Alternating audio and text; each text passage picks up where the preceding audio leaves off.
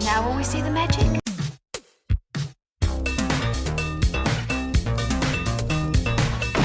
All right, where's Murray? Okay, who is it? This is Jesus, kid. Know then that it is the year 10,191. Yes, we are bored. We're all bored now. Hi, good night. Good night. Hello and welcome to Mary vs. the Movies with your host Mary Jones. And Dennis Ling. I'm going to assume that's just a funny voice because it's a funny voice. Yeah. Okay, that's fair. So tonight we're going to watch a movie that I'm not entirely sure. I get confused two different movies, and they both star Steve Martin. Mm-hmm. They're both on our list, and they both, I assume, are maybe the same thing. Okay, I'm a bit confused. There are two films, right? One is called The Man with Two Brains, and the other is called All of Me. Yeah. And I know that one of them is Lily Tomlin dies and I guess gets into Steve Martin's body. And so it's him and her. Sounds like another brain. Well, yeah, exactly. Because I know there's another film called The Man with Two Brains, and it's also Steve Martin. That one I think has Kathleen Turner, but I have no, like, is she like his brain? I don't, look, I'm very confused. Why are there two movies? They both have Steve Martin, and I think they might have the same premise, but I don't know what's going on. I've seen one of them. Okay. Which one have you seen? Should I tell you, or should we just... No, I'll tell you. So yeah. I've seen All of Me. Okay. So I know one of those things that you said is right. All right. So I kind of, look, everything sucks right now, right? Everything's really depressing and scary and terrible. And I initially had this idea if we were going to watch a couple of really heavy films like Romero or The Year of Living Dangerously or The Killing Fields. And I was just like, why not just throw Threads on top of that? You know, I wasn't going to say anything, but Like- I was like, oh, thanks. And like, we are going to do those films. Eat your vegetables. I absolutely want to do Threads. I want to do Romero. I want to do the Killing Fields. Like, yeah, I do want to do those things. But I'm so despairing of everything right now. Everything's miserable. And I just like, watching Top Secret was fun.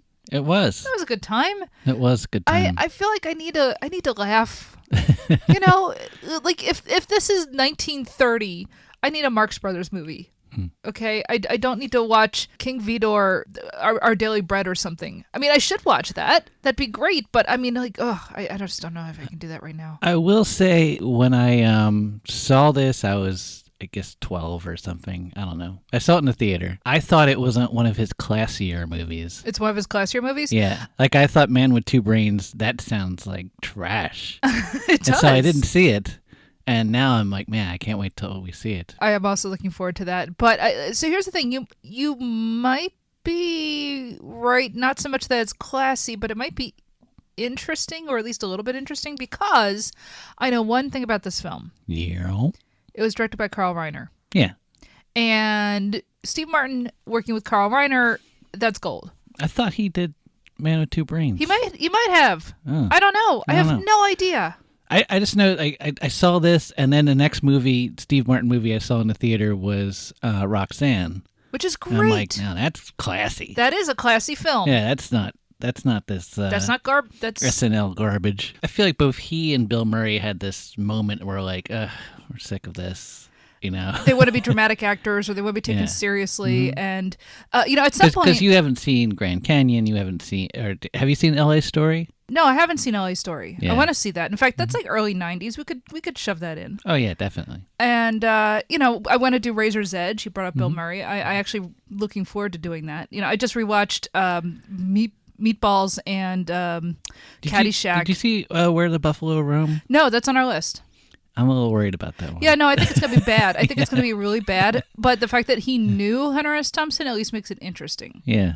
But whereas I don't know that The Razor's Edge is a bad film. I think it just nobody wanted to take Bill Murray seriously as an actor at the time. Yeah. So, I mean, look, Steve Martin, he can do surprisingly good serious material. I mean, why am I saying this now? It's 2025. We already know this. But like part of the whole point of this film is not the film. This podcast is I am going back and like kind of experiencing, films that I never saw. Right. Mm-hmm. So I already know Steve Martin. Not that he's like classy, right? But it's more interesting. It's not Larry the Cable Guy. Right. Like when he's being dumb, we've had this conversation on this show before. When he's being dumb, the joke is that it's dumb, not that the joke is the joke. Do you know what I'm saying? Like it's got layers, right? So it's interesting to me that you're like, oh, this is one of the classy films. This is one of his classy comedies. Yeah. Because it's not like he doesn't have those, right? You brought up Roxanne. You brought up Ellie's Story. Honestly, I mean, The Jerk, I guess, isn't classy, but there's interesting thoughts in The Jerk. Like The Jerk, at least, is like I find that such an interesting movie because it's very dumb and very silly, and yet there's something like inside of it that I think is hard to pin down. Like not just because here, the premise is bizarre, right? Here's the whitest man ever being raised by a poor black family in the South, and he thinks he's black, and like it's such a bizarre but it's supposed to be bizarre, right? And it has certain I always think about that scene of him, playing the ukulele with Bernadette Peters, and it's a very sweet scene in the middle of a very silly movie. Yeah. I always, I don't know, I find Steve Martin very interesting. And what? Why are you laughing at me? I think the reason why I didn't watch Man with Two Brains was that I just was like, the middle of the 80s, like comedies got really crass. Like there was Revenge of the Nerds, there was all this stuff. And it just was, there was just so much of it, and it was just, so much of it was bad. I was like, I just stopped watching a lot of comedies because I was like, it's just going to be the same. It's just Weekend at Bernie's over and over again. Yeah. And the thing is, like, actually, Weekend at Bernie's is probably one of the better case scenarios of things that you're going to watch there. After a while, there was just so many, like, a guy being a dumb or a jerk, and then there's boobs, and then the movie's over. But we'll get to Bachelor Party another time. Exactly. We've been watching enough Tom Hanks. Yeah, there's a I feel like there's a Michael Keaton one like that too. Probably. I can't remember. Yeah, like there's a bunch of his filmography I've never watched. So yeah, it just like mid '80s there was just so much, and it was like. Yeah. You just felt like you could start skipping stuff because it was... And the thing is, I loved Bill Murray. Uh-huh. And then when I saw All of Me, like, it was... Like, I remember it was like, critically acclaimed All of Me, or something Really? like that. This is a critically acclaimed film? Who knows? This is what you remember. This is what I remember. I mean, compared to, like, everything else that was out at the time, it probably looked like a freaking Lubitsch film. Like, I was surprised. I was like, oh, this is not, that. Well, what's funny? So this is, the mid-'80s, right? Yeah. And it's Carl Reiner, I mean, he started off with, like, Your Show of Shows, and he created The Dick Van Dyke Show, which is one of the greatest comedies ever made, and I can still sit and watch that. And, he worked a long time with Mel Brooks and, the 2,000-Year-Old Man, and his work with Steve Martin. And, you're bringing up the idea of crass comedies, and there's a film of his that everybody said, will you do this? And I said, I can't do this. Summer School. Yeah. I remember Summer School being a crass comedy. So let's do it. But what I'm saying is I loved that movie. That's Dan Harmon, right? No, Mark Harmon. Dan Harmon is the guy who created Community. You've confused them before too. Yeah. They're very different people. One of them is on NCIS. Is that still on? I don't know. It might be in like season 2000. I don't know. Mark Harmon. Yeah. Oh wait, that's Briggs? Is that his name? Yeah, whoever the lead guy on NCIS is. You don't remember who Mark Harmon is? No, I remember him, but I don't know. I remember him, but he's like, kind of interchangeable with other guys. I don't know. You have angered so many boomer women. Sorry. If any of them are listening to our podcast, I'm sorry. Yeah, he's like Richard Dean Anderson. Yeah. Oh, yeah. If you're wondering about our thoughts on Richard Dean Anderson, please subscribe to Hollywood Avalon and our Patreon. To be honest, he's better than Richard Dean Anderson. Yes, he is. He's definitely better. I think what happens in this film is Lily Tomlin dies and somehow ends up in Steve Martin's head, and now he's sharing his head with her, right? Should I confirm? No. Okay. No. I don't want you to tell me anything. That's what I think happens in this film. I don't know how she dies. I assume that's what happens is she dies. So it could be Kathleen Turner?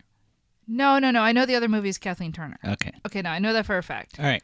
So yeah, I'm not entirely sure if I'm thinking of like two different films and I'm smashing them together in my head, which is not the first time I've done that. And I don't really know what happens in this otherwise.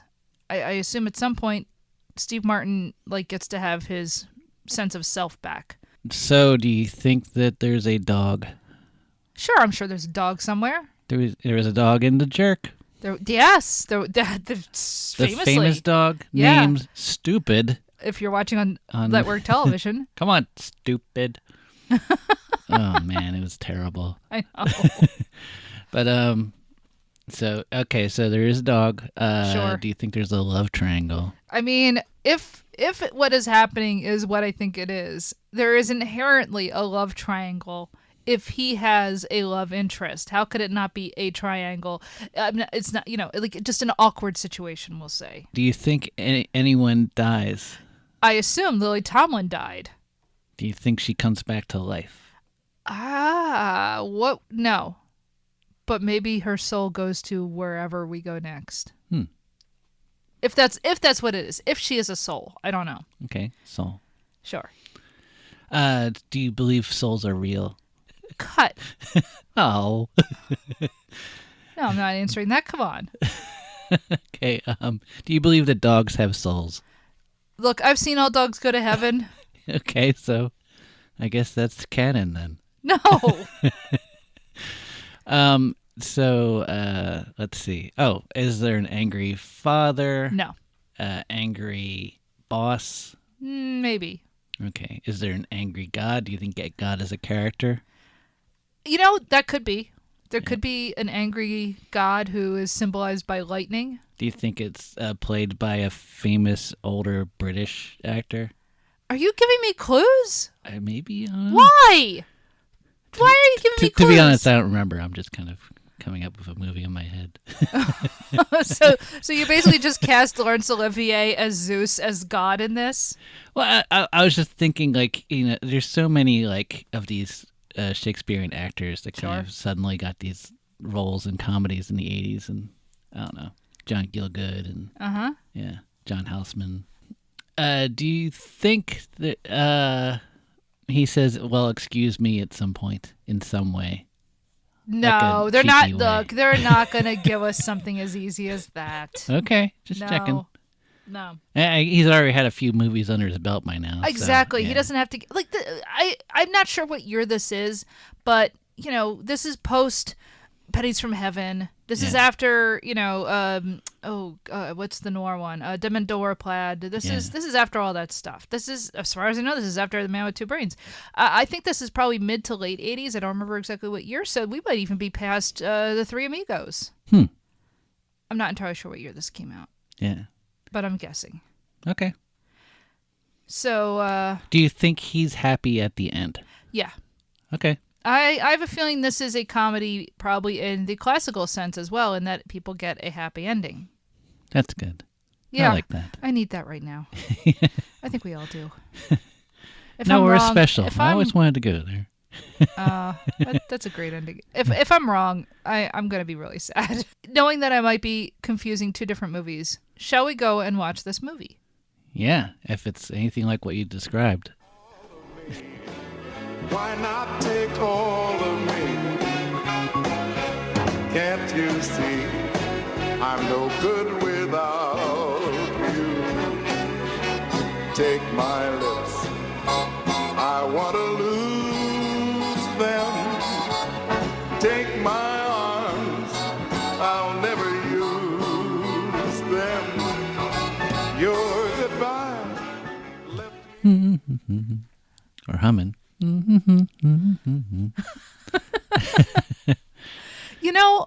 There is a scene early in this film where Steve Martin, who plays a lawyer who really wants to be a musician, and he plays jazz guitar in a band, and we see him doing his nighttime gig with the band. And what I love is, you and I are both musicians, right? Yeah. And we both play guitar. And you can tell he is playing the notes that you're hearing. Yeah. Whether or not the music is AD, but whether or not the music is ADR'd or not, he is definitely playing those notes, which is, it sounds like, a nothing sort of detail, but I just appreciate it because I'm just like, oh yeah, his hands are doing the right thing. After watching Top Secret, and that had a very obvious ADR guitar. And there's no relationship between what he's playing and what's on screen. Yeah. And it doesn't Intentionally. Yeah. So it's funny to watch this and be, just pleasantly surprised. And not even surprised because, obviously Steve Martin is famously a musician. Yeah. So that it doesn't surprise me that he was playing the right notes. I don't know why it jumped out at me, but it did. So this is a charming film. It is, yeah. I remember you saying you saw this as classy somehow, right? Yeah. You were right in a weird way. Actually, I think this kind of is a classy sort of comedy. I don't think I've seen this since then. Like, I knew I liked it when I was a kid. I just never watched it again. Sure. Well, so this this is definitely like one of a whole series of body swapping films in the 80s. There were a whole bunch.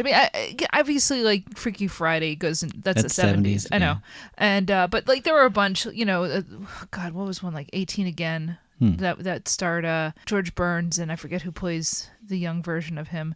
But there's a bunch of like body swapping stuff in the 80s. And I suppose body swapping, that whole idea goes back. I don't know what is the first iteration of that? Do you know? I don't know. The Prince and the Pauper is a version of that, but it's not quite the same thing. And this isn't quite a body swapping. There is body swapping going on, but this is more. I have somebody else's consciousness inside my head. It definitely feels like an echo of like 70s mysticism. If there was one thing I was going to take out of this film, one thing I would change, you don't need it. You honestly don't need it for this film at all.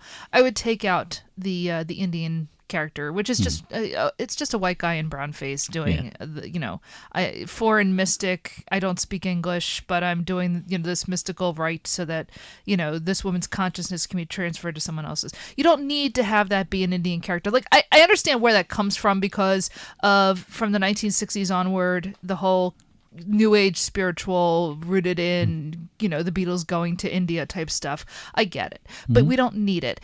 You watch it now, you go, no, don't do that. No, I'm seriously, and the thing is, you don't have to have that character be that at all. You could just have him be like a new age guy. Yeah. Right? You don't have to have it be brown face, and you could still have the same type of character and just not have him doing the I'm a foreigner and I can't speak English thing. You take that out, this movie, mostly perfect. Well, it's kind of like you could see this is the run up to Roxanne. Yeah, definitely. Like Roxanne, it's kind of perfect. Yeah, exactly. Yes, absolutely.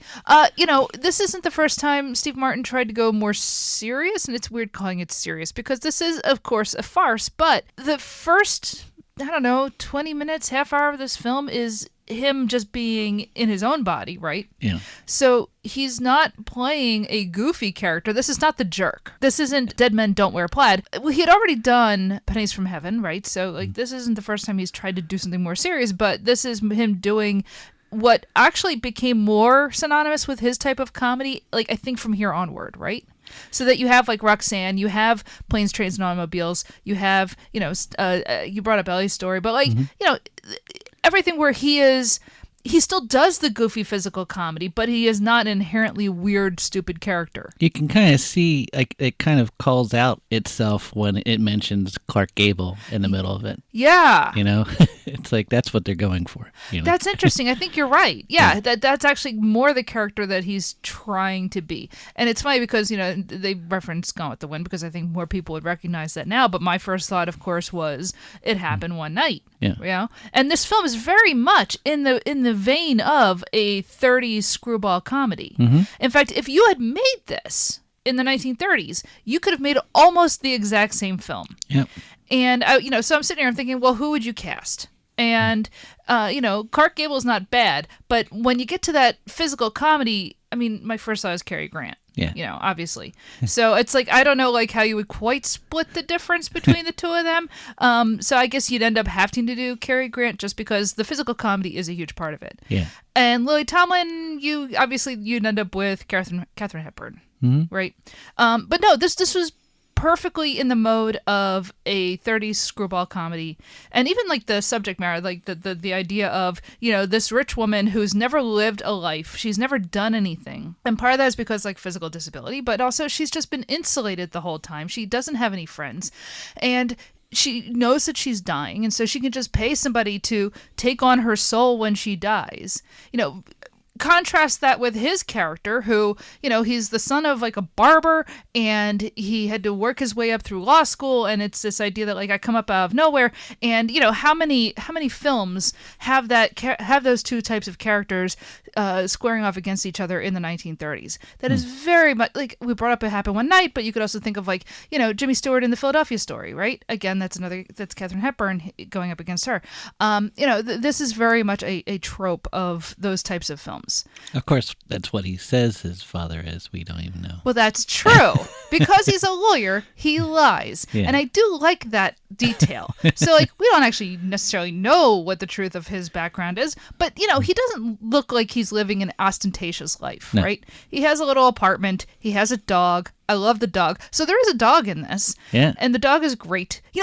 Hey, let's actually, like, just as we begin, there's a dog. Yep. There's absolutely a death. Definitely a death. There's an angry dad. Angry dad. Love triangle. There is a love triangle. Yeah. There's no cool car. Didn't bring up the cool car this time, but yeah. I never think of the cool car. You brought it up once, and I don't know why I keep going back to it, but I do. But no, this actually kind of fits all the things that we kind of jokingly bring up. His car is almost like a schlubby Columbo style car. Sure. Yeah. Okay, so Steve Martin plays Roger Cobb. It's his 38th birthday when the film starts. He may have actually, if this is the mid 80s, he might actually have been 38 when they made this because he's the same age as my mother. And I don't know, because his hair has always been gray, I can't think of him as being younger than 50. Like, he was born 50 years old, right? Yeah. Steve Martin, I've never thought about him as being under 50, but I suppose he's only 38 here. And so he is a lawyer at a large law firm in Los Angeles, and, he kind of is sick of doing these kind of penny ante little cases, and he wants to work his way up through the company. So he's been dating the boss's daughter, ergo the angry dad in this. He wants to become a partner, right? So the boss, who is in trouble currently. He's being sued because he's, I don't know, probably embezzling money to pay off his multiple mistresses versus his ex-wife. And so, there's money being shifted around, and he's kind of got that hanging over his head. And so he sends Roger to take on this case of this eccentric woman who is dying. If she leaves them a bunch of money, this will help, I guess, with their case, as well as she is going to leave money to this woman who is supposed to take her soul into her body when she dies, right? And so the woman dying is Lily Tomlin. Poor Steve Martin's got to go and deal with this woman, and this to him is an absurd situation, and why do I have to do this? I can't believe I have to watch this stupid idea that her soul is going to go into a bowl, and from into a bowl it's going to go into this woman who works for the Lily Tomlin's, I guess, what do you call it when they run a stable? Stable hand? Sure. I know there's a term for it, like groom? I don't know. Yeah. I guess there's a word for it. But anyway, so yes, she's the daughter of one of her servants. Yeah.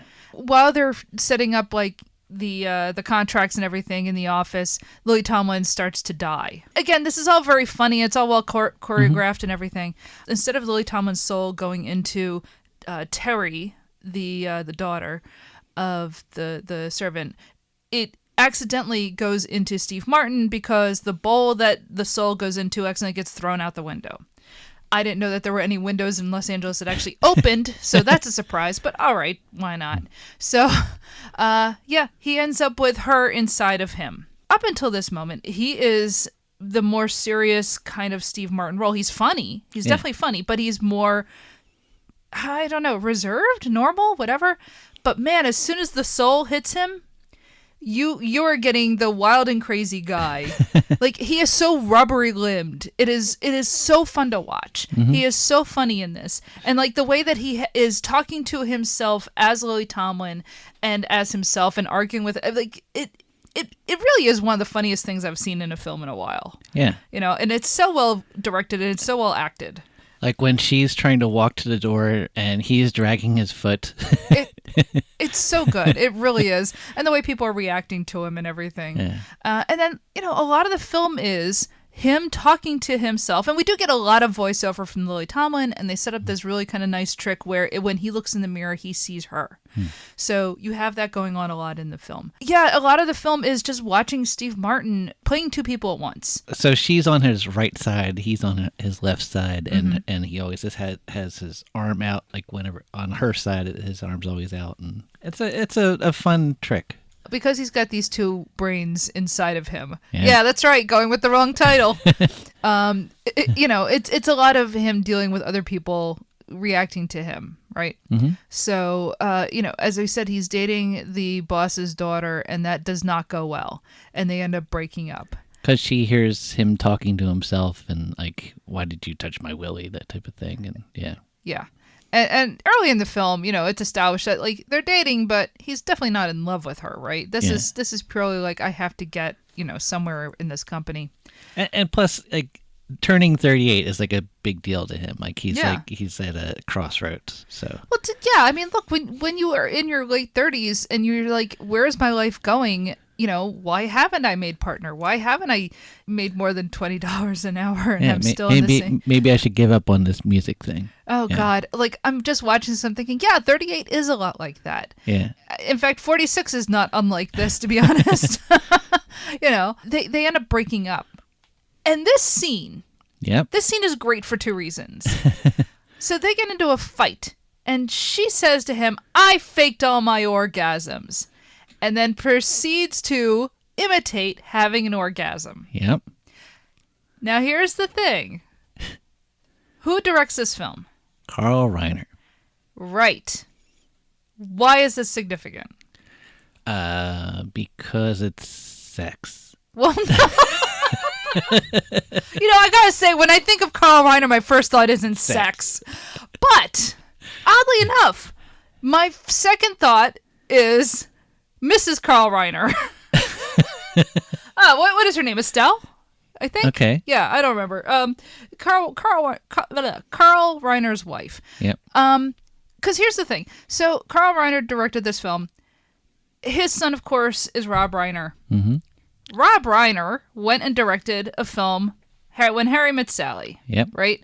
When Harry Met Sally is most famous for the scene at Katz's Deli when what's her name? Meg Ryan. Meg Ryan fakes the orgasm, and the woman says, I'll have what she's having. And of course, who is that but Carl Reiner's wife, Estelle, the mother of Rob Reiner. Am I just stealing your thunder by saying all this? No, go ahead. Okay. No. So it was funny. Like, I didn't actually think about that until you pointed it out to me. Yeah. No, and I'm glad you did. So that scene, I saw it. I was 13. I saw it in the theater. So you saw this movie in the theater, right? Yeah, because it's Steve Martin. I'm one of the geeks from Freaks and Geeks, right? And so of course I'm all about Steve Martin. I watched his special with the elephant guy. I love that thing. I could go on and on. So there's that joke where she says, I faked all my orgasms, and then she slams the door and he says, well, I faked mine too. Which is a great joke. It's a great joke. And I got it. And so I've always remembered it because I got it, and I was like, I know what that means. I'm not saying we have to unpack the idea that as a 13-year-old you understood what that meant. Yeah.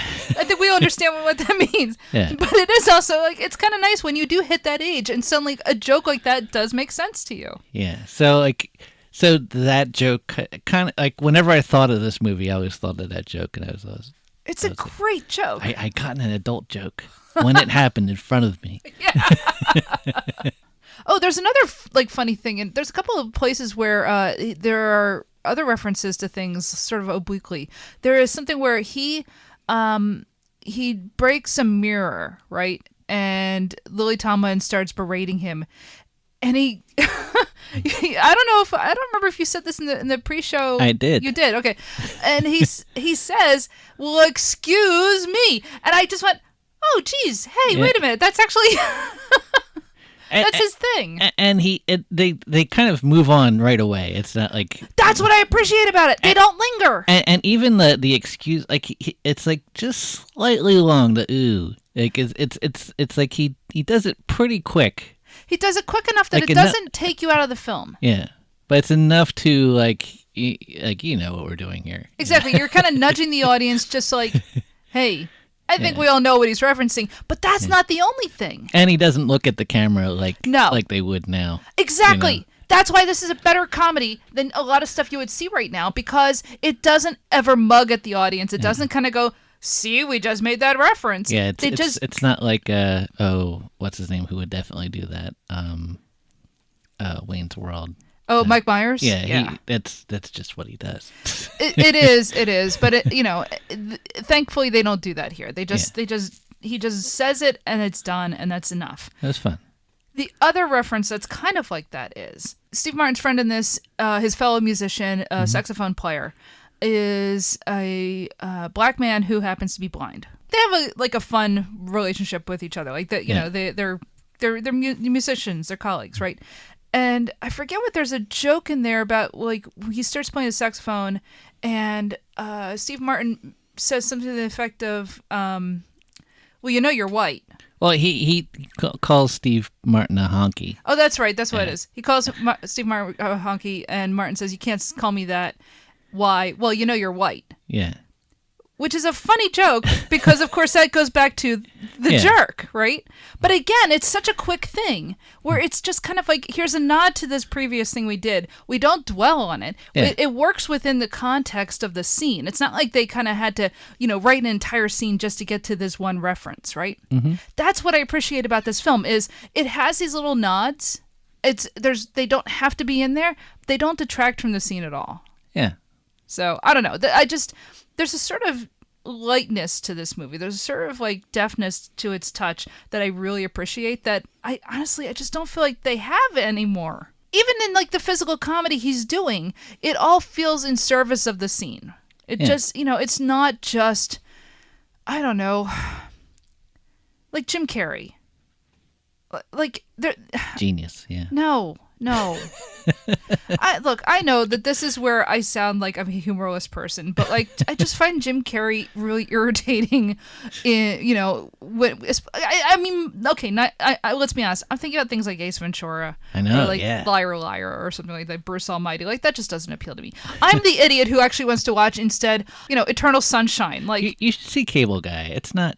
Well, that's different. It's different. That's different. Yeah. Cable Guy is different. Mm-hmm. Also, I guess that's Ben Stiller directed that, right? Yeah. Okay. The whole thing is he now has her in his head and wants to get her out. Why? Because he's losing his job. First of all, it's like physically demanding. They sleep at different times sometimes, which is really inconvenient. And he's has to essentially defend his boss in this case where he's in trouble for defrauding the clients and stuff by paying off these mistresses. She wants to get her soul into the body of the person who she has willed her fortune to. So the whole idea is this Terry, she now has the whole fortune of Edwina and she won't take the soul. She's like, no, I'm not doing that. I somehow escaped it. Now I don't have to take on her soul, but I get to have all of her riches. And it turns out that she is a grifting con woman. And on the one hand, respect. But on the other hand, hey, it turns out magic is real and you did kind of sign a contract. It's sort of mean to just say, like, I'm not doing that, right? Because, like, once we establish that, like, her soul actually does exist, yeah, no, I'm sorry. You kind of got to figure something out here, guys. So... the rest of the film is them trying to figure out how to get, a fair exchange. One of my favorite things is, it's obviously he can't really explain this to most people, but he explains it to his friend quickly. and says, "Yeah, like the soul of this woman that died is now in my body." And he's like, "You probably think I'm crazy." He's like, "I know crazier people than you." And he's just like, "Yeah, I will help you out." Yeah. Look, when you're a musician, you know a lot of weird people. Yeah. So like, this is maybe not the most weird thing he's heard. I know. That day. So they contrive to find a way to get the Indian mystic and have him do the ceremony so that they can get the soul back into the bowl, and then from the bowl into Terry, right? And essentially trick her into taking on the soul again. And of course it doesn't work. It's a disaster, and you have this, whole farce of a scene at this huge party that Terry is throwing at the mansion. Which I think is like the largest residential manor in Beverly Hills or something. Yeah, I saw it gets used a lot in films, apparently. Yeah. So while they're breaking into the mansion, it's uncovered that the boss is there with one of his mistresses. And Terry pulls a gun and starts to shoot at Steve Martin and misses and almost hits the boss instead. And the boss is starting to call the cops. And so now the cops are going to get involved. And so Terry's like, wait a minute. I can't go back to jail again. I can't do another nickel. So what do you want me to do here? And they were like, okay, I think we just got to do the soul swap thing. All right. So essentially, instead of going to jail, she's like, all right, I'll do the soul swap thing so that Edwina can go into my body. And then her soul goes into a horse. What about the horse? That's what I want to know. Where's the soul of the horse? I assume that the animals have souls. Why wouldn't they have souls? So is she just sharing a body with a horse the whole time? I don't know. Maybe that's not so bad, actually. I don't know. For all we know, that could actually be pretty good. I don't know. I don't think... No, actually, I think that'd be terrible. And of all the animals, I don't think I'd want to be a horse. Yeah. At one point, Edwina's talking about becoming a bird. Actually, that sounds pretty good. I'm just saying, if I'm a horse in a horse's body, I don't want a person in here, mucking around. No. God, that sounds awful. You'd just be full of anxiety. Yeah. No horse needs to have that. And is it the same deal where she's the left side, the horse is the right side? Oh my God, that'd be so confusing. Yeah. They look in the mirror and the horse is like, ugh. How often do horses look in the mirrors, honey? This one does. Edwina gets to escape death, and she gets to go into the body of Terry. And so, the end of the film is that, she wants to employ Steve Martin then to be her lawyer. And it's implied that at the very least they are good friends, if not potentially, somehow involved. We don't know. No, it sounds like he's not a lawyer anymore. Oh, see, I thought she was going to be his... I thought that was implied that she's going to be his lawyer, but also still be a musician. I don't know. Well, he's definitely still going to be a musician. Yeah. Yeah. Because he says that. He's like, yeah, I've wasted the last 10 years of my life, and yeah. Yeah. And yeah, so they end the film dancing together. And they do a wonderful little thing where at first you see Steve Martin and... the actress, her name escapes me, but we'll get to it in a minute. And them dancing, and of course, then we go and Is it Victoria Tennant? Yes, yeah. Victoria Tennant. Because they got married after this. Yeah, and they were married for a few years. Yeah.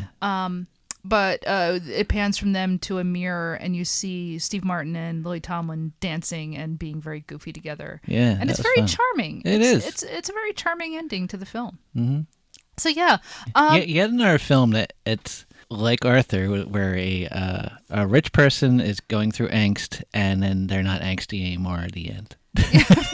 And yet they still get to be rich. Exactly. Yes, it's not like they have to actually give away their wealth to be happy. Yeah. Yeah. Hey, rich people are paying for this movie. Honestly, gotta give them what they want. That's also very 1930s, because I'm just thinking about think about the end of My Man Godfrey. Great film. In the end, he has money. Yeah, it is a charming film. It's an absolutely charming film. It's a film that you could have made in the 1930s. It's a film you could make today, actually. Mm-hmm. And you wouldn't have to change a whole lot. When you think back on The Jerk, it feels like there's a lot of this type of movie in The Jerk. It seems like Carl Reiner is thinking about those 30s. Well, because he would have seen them as a kid. Yeah. that would have been something that he grew up with, and he knew how to utilize. And I think this is actually a really good example of something that you saw a lot in the 80s, of where they were using the kind of films that you saw in the 30s and just redoing the style. So there's another one with Lily Tomlin and Bette Miller, Big Business, which is also kind of a not a body swap, but it's like a twin movie, like a double twins. Yeah. That's a good one. And obviously you bring up like Trading Places and Coming to America. They're both modeled after movies like that. I think this is a very good screenplay. Like, the only thing I would say is it might be paced a little slower than what you might see now. Yeah. I think if you were making, you would just like tighten it up a little bit. But honestly, like I think it's kind of underrated. Mm-hmm. Honestly, it's not a film you hear brought up often as like great comedies of the 80s, but I'm kind of surprised that it isn't. Yeah. I think it's definitely something people should go back and rewatch. Or maybe I just have a soft spot for Steve Martin. I don't know. But and Lily Tomlin, to be honest. Yeah. But God, I don't know. This hit on all cylinders for me, except for the brown face. Yeah. Take that out, perfect film.